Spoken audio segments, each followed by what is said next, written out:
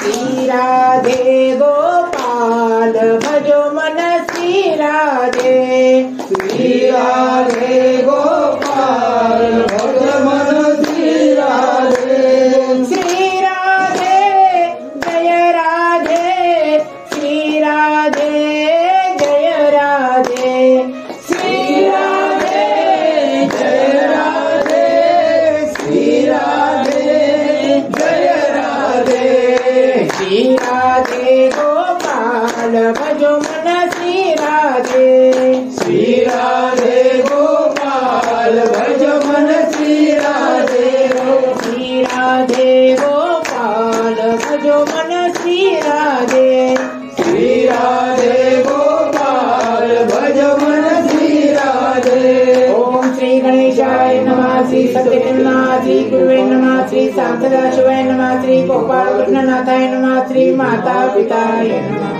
मना कुंडलिका वरदे हर विठल पार्वती पदे हर महादेव, सीता कांत स्वर्ण जय जय राम, गोपाल कृष्ण महाराज की जय, पंढरीनाथ भगवान की जय, श्री रामचंद्र महाराज की जय, बजरंगबली की जय, कैलाशनाथ महाराज की जय, सब संतन की जय।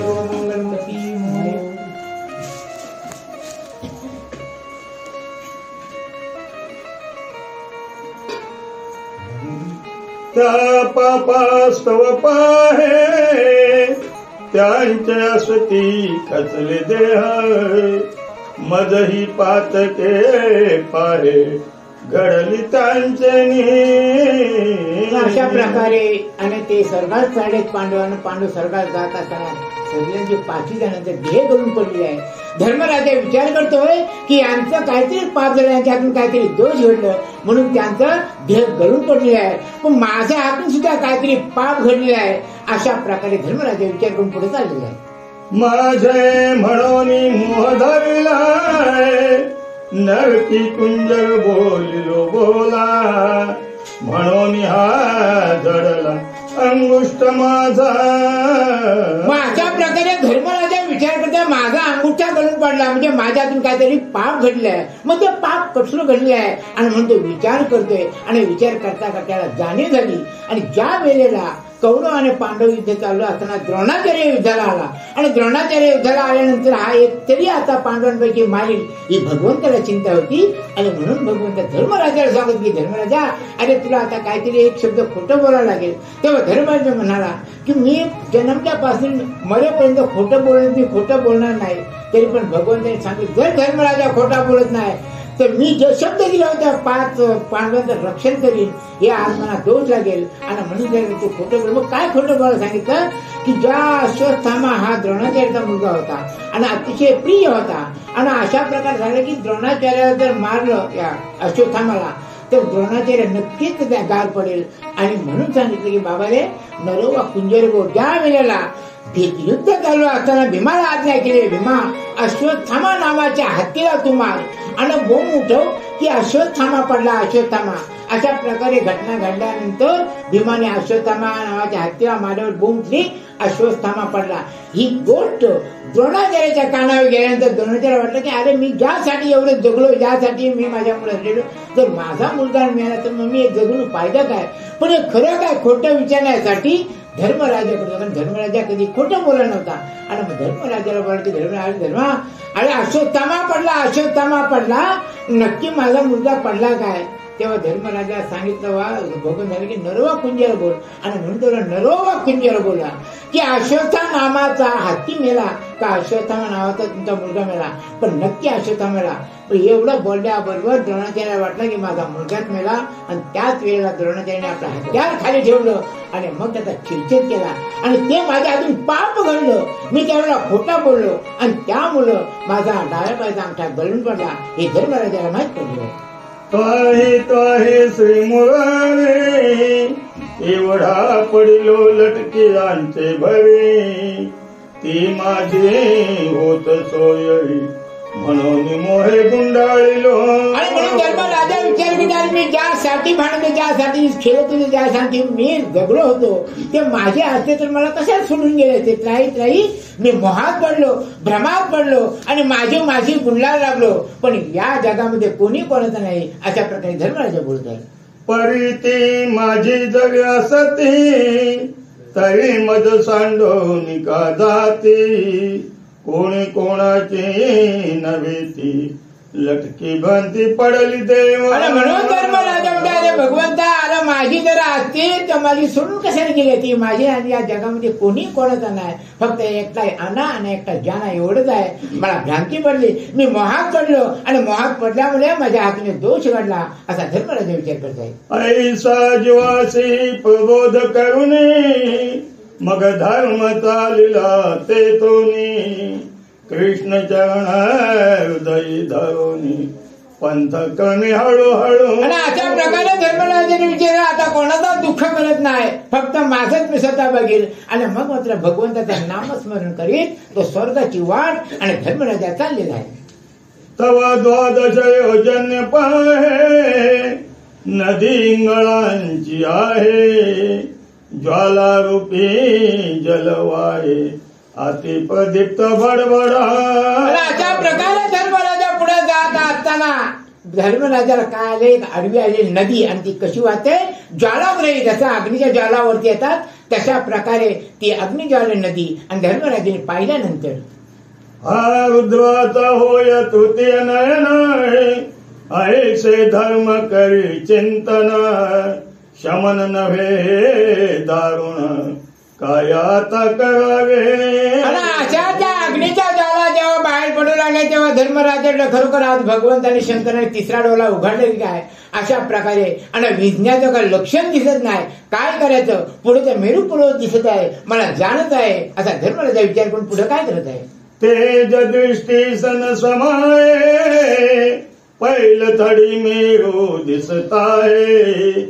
भोवताला अंधकार पाय, विचार न दिसे उल्लंघन. आणि अशा प्रकारे इतका तेज त्या नदीचा ज्वालाग्रही, त्याच्या डोळ्यात अंधुरी पडले, समोरचे अंधार पडलाय, पण समोर दिसा प्रज्वलित ज्वाला आहेत, पुढे ते मेरू पर्वत दिसत आहे, काय करायचं, अशा प्रकारे प्रश्न धर्मराजाला पडलेला आहे. तो सांगतो आकार, महाभयानक दिसतो थोर.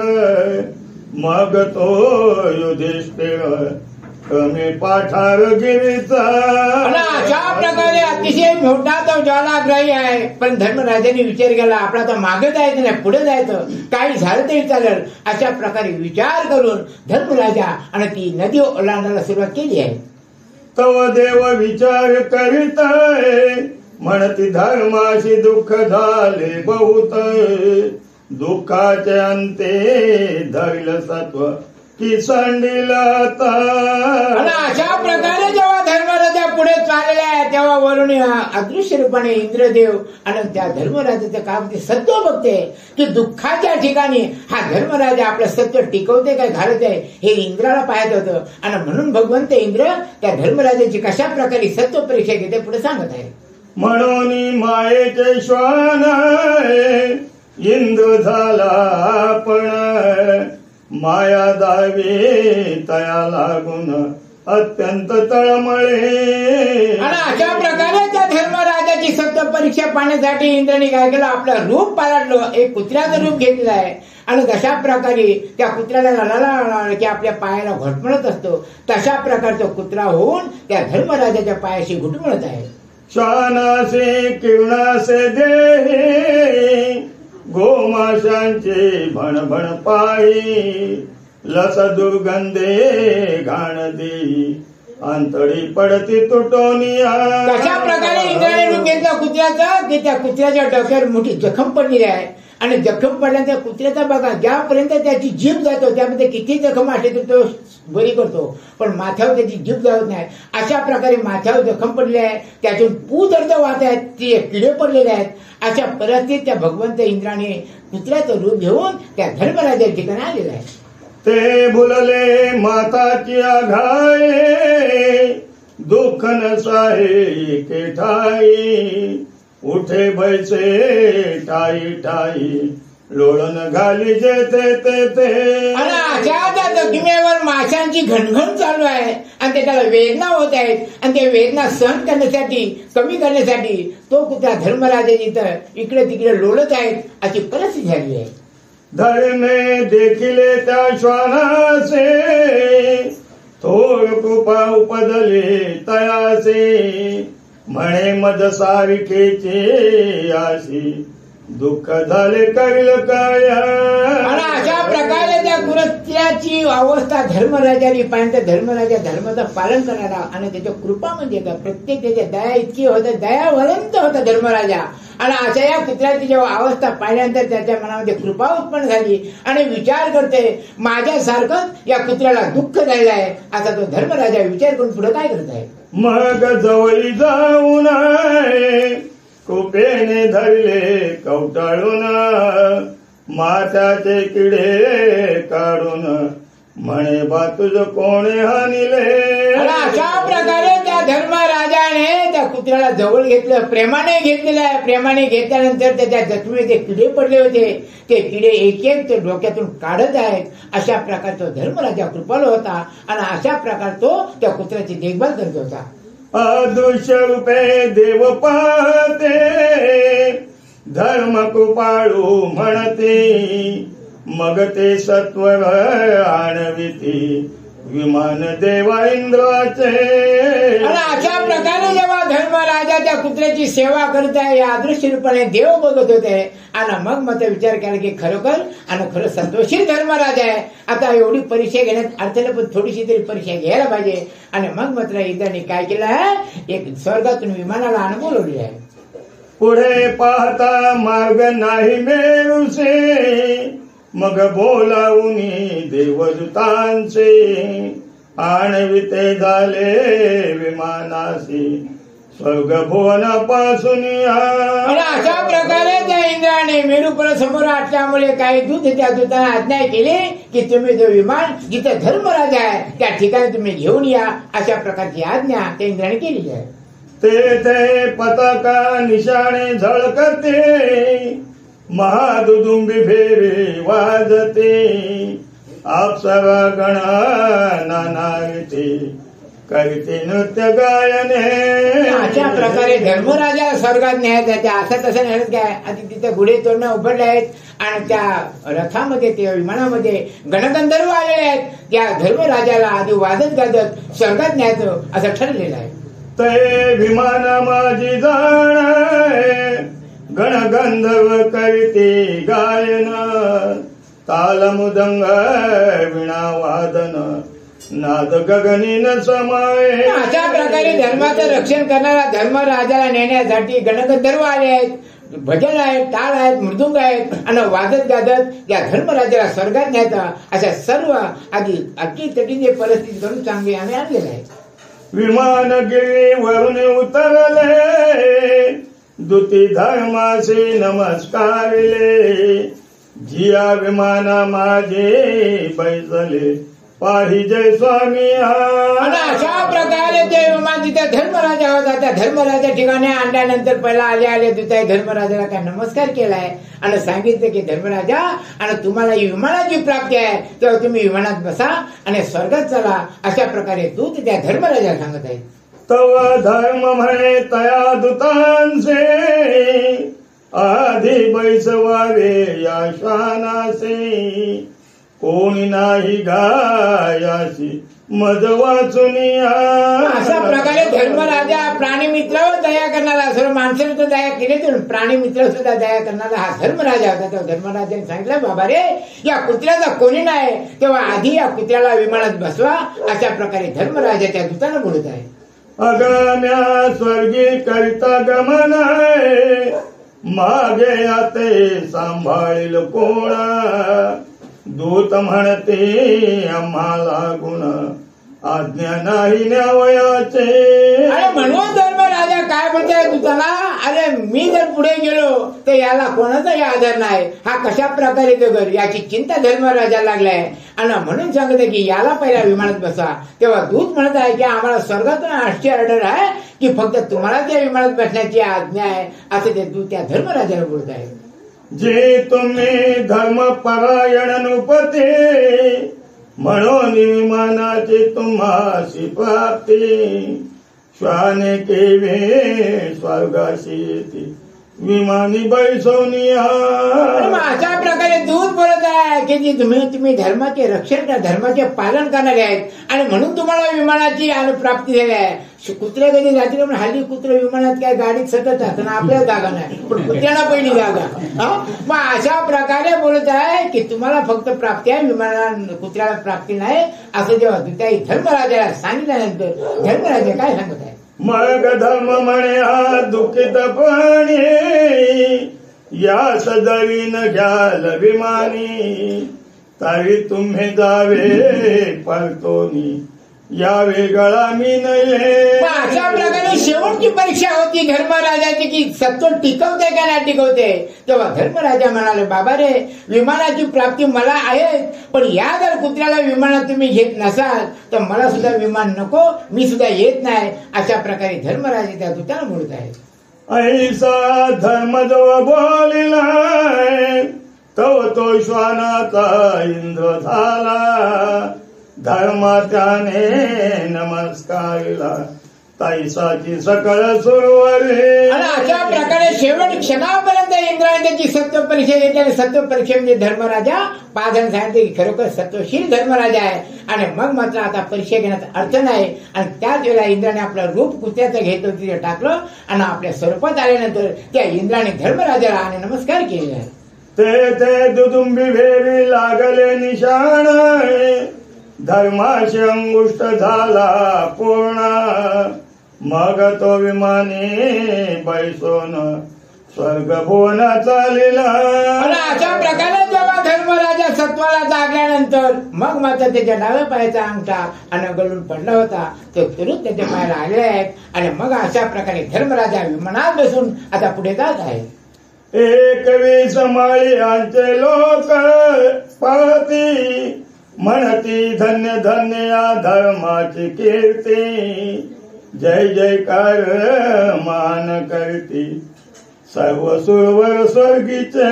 अशा प्रकारे जेव्हा धर्मराजा विमानात बसल्यानंतर मग मात्र 21 मालीचे जाती लोक होते ते सर्व लोक देवाचा धर्मराजाचा जय जयकार करत आहेत आणि सर्व देवाई सुद्धा त्या धर्मराजाचा जय जयकार केलेला आहे.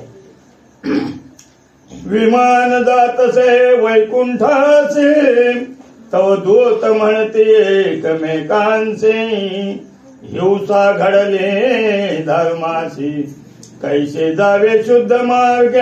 आणि अशा प्रकारे जेव्हा धर्मराजा विमानात बसल्यानंतर विमान पुढे चालला पण त्यातले दूत होते ते दूत एकमेकांना काय विचारत आहेत काय बोलत आहेत की या धर्मराजाच्या हातून हिंसा घडली आहे आणि दोष घडलेला आहे आणि दोष आणि हिंसा घडल्यामुळे शुद्ध मार्गाने धर्मराजाचं विमान कशा प्रकारे न्यायचा अशा प्रकारे दूत विचार करून पुढे काय करत आहेत. मग एकमेकांशी पुसती दूत जी धर्माशी कैसे प्राप्त तव ते सांगते वृत्तांत एकमेकांचे. आणि अशा प्रकारचे दूत वार्ता करत असताना काही दोष विचार बोलतात की धर्मराजाच्यातून कुठला दोष घडलेला आहे किंवा कुठली हिंसा घडली आहे आणि मग मात्र त्यात काही दूत ज्यांना माहिती होतं ते दूत धर्मराजाला कशा प्रकारे दोष लागलाय याची हकीकत सांगत आहे. सभे बैसला होता युधिष्ठिर जीवरे येऊन केला जोहार जिया पिढीलो क्षुधेने थोर मदश्रीने फार गांजिले. धर्मराजाच्या हातून कुठली हिंसा घडली होती ते एक दिवशी धर्मराजा सभेमध्ये बसले असताना भिवनाम कोली अति विकल मनाने पोटाला खडके पडलेले अशा अवस्थेत समोर आलेला आहे आणि धर्मराजाला विनंती करून बोलतो की महाराज मी अतिशय भुकेने तडफडत आहेत माझी बायका मुलं जेवण मिळत नसल्यामुळे तडफडून मारण्याची वेळ आली आहे. अशा प्रकारे तो केवळवाणीनं धर्मराजाला नम्र विनंती करून बोलत आहे. ऐकोनी दिवराचे वचन गैवरले धर्माचे मन विकळवाने तयाचे वदन नयनी जेव्हा पाहिले. आणि अशा प्रकारे त्या भिवनाम कोल्याने याचना धर्मराजा समोर केल्यानंतर धर्मराजा पुढे चिंता उत्पन्न झाली कृपा उत्पन्न झाली की बाबा रे माझ्या राजात याची अशी अवस्था व्हायची काय आणि त्याच्या डोळ्यातून अश्रूच्या धारा व्हावं लागल्या. असं पाहिल्यानंतर धर्मराजा आता काय करताय म्हणा पुंडलिकारे हर विठ्ठल पार्वती पदे हर महादेव सीताकांत स्मरण जय जय राम गोपाल कृष्ण महाराज की जय पंढरीनाथ भगवान की जय श्री रामचंद्र महाराज की जय बजरंगबली की जय कैलासनाथ महाराज की जय सब संत की जय. दादाला बोलू या